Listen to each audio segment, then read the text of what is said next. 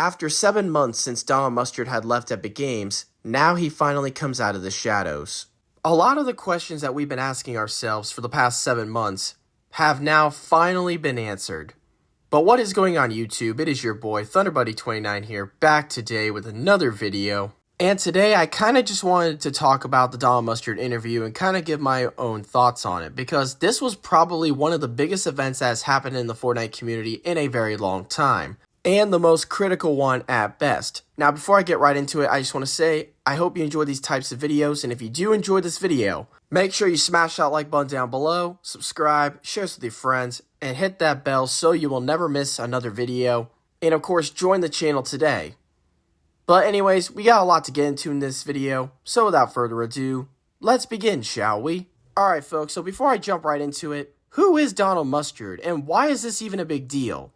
Well, to make this a long story short, Donald Mustard was the chief creative officer at Epic Games. He was the mastermind of the entire Fortnite storyline. But in September of 2023, he decided to retire and leave the entire gaming industry altogether. And the real question is, why did he leave? For 7 months, it had remained a mystery, until now, where he decided to give his first exclusive interview and spoke out for the first time since he departed from Epic Games back in September of 2023. And to be honest with you, I was kind of disheartened and saddened when I found a lot of this out. And why did he leave? This tweet pretty much answers that question. Donald Mustard was devastated because Epic Games started moving away from live events in favor of building Fortnite Lego, rocket racing, etc. Quote, basically, the event team was started to be needed to work on other stuff. And it was devastating to me because I'm like, this live events is actually the magic, and not everyone at Epic agrees with that. End quote. That pretty much explains everything. The dots are now finally starting to connect. Like for example, why the Chapter 3 finale was the worst live event in Fortnite history, or why Chapter 4 had no finale events or live events at all. Because the higher-ups at Epic Games wanted to sacrifice the storyline just so they can have the metaverse. Just so they can turn the game into like Roblox. Now I still think Donald Mustard is a portion of the blame, but not 100%.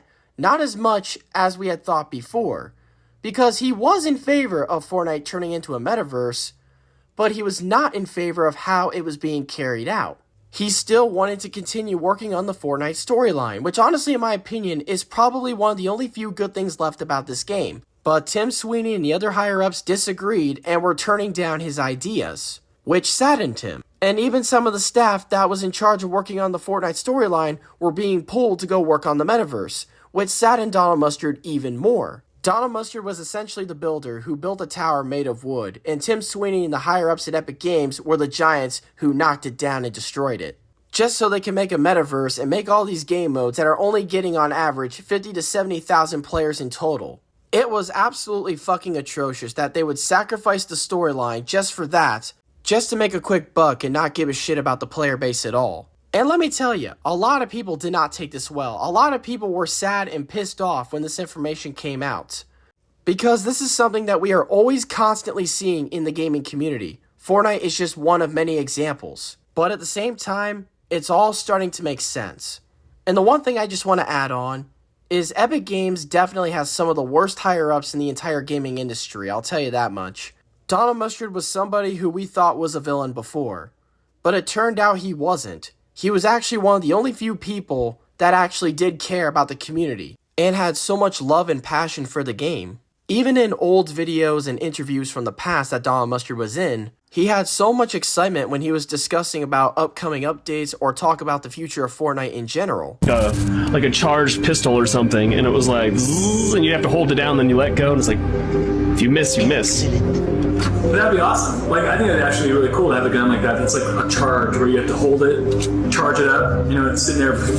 Yeah. You let go. Boom. A llama, and if they can blow it up, loot flies out of it. Oh yeah. It's just one of many examples of how Donald Mustard had so much love and passion for not just Fortnite, but also for his own work as well. And let me tell you, nowadays, that is a pretty rare thing to see, especially coming from a higher-up who had so much love and passion for their own work, for the game that they're working on. Now, I'm not trying to say that everybody at Epic Games is bad. The developers, they probably love this game as much as he does, and as much as we all did. The real problem is the higher-ups, who only care about racking up as much of our cash as possible while running the game into the ground by getting rid of everything that made this game great and unique in the first place, just so they can have the metaverse, while at the same time make the game lose its identity. Since Dawn Mustard left Epic Games, this game has been losing its identity a lot faster than we all expected. When Dawn Mustard said the live events is actually the magic, he was right. Even during the worst of times, they never disappointed you during the live events, and most of these live events were actually fun and exciting to watch. But unfortunately, it's something that we may never see again because they want to sacrifice the storyline just so they can have the metaverse. Shame on Tim Sweeney and shame on the other higher-ups at Epic Games. And another crazy thing that also gets revealed during the interview was when the storyline actually did end. Well, it certainly didn't end at the end of Chapter 3 like most of us had thought. It actually ended months before that, because it got revealed that Chapter 3 Season 3 was the very last season that Dawn Mustard had worked on. And it was also revealed of why that season was called Vibin'. Another statement on what Dawn Mustard wanted in Fortnite's Vibin' season. Mustard also began itching to work on new projects and decided to accelerate Fortnite's story. He crammed in some high points. Quote, I threw myself a fireworks show. I got Darth Vader in. I got Indiana Jones in. I've got to make sure I've got all the stuff in that I needed for me. That's why that season is called Vibin'. It's all just, like, hanging out, just a celebration. That season was pretty much to celebrate the events that happened at the end of Chapter 3 Season 2. Which that was true, but at the same time, it was also celebrating the work that Dawn Mustard had done, and for the last season that he had ever worked on. And honestly, I was very shocked when I found this out, because Chapter 3 Season 3 actually did become one of the most hated seasons at the time. And trust me, the game had gotten a lot worse after that.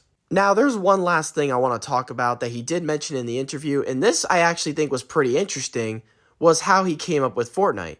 And he actually came up with the idea in the back of an Uber, and how Battle Royale was inspired following the success of PUBG, and how the idea of a flying battle bus came from a school bus, all being imagined within a 3-hour time period. And that by far was probably the most interesting thing that did come from the interview, because that's something that we never knew before. Even the leakers themselves didn't know either. And that's pretty much the interview, and honestly, it's a pretty damn shame on what happened to Dawn Mustard and how his creation turned into a mess because of Tim Sweeney and the other higher-ups at Epic Games. And I feel bad for Dawn Mustard. He absolutely did not deserve this. A very huge L on Epic Games' part. But anyways, that's all I got for today's video. What did you guys think of this interview? Tell me in the comments. If you guys enjoyed or agree with this video, like this video down below, subscribe, share this with your friends, and hit that bell for notifications so you will never miss another video. Follow me on Twitter/X. I love you guys. I appreciate all the support that you've been giving me. And until next time, I will see you all in the next video. And this is ThunderBuddy29, sign off.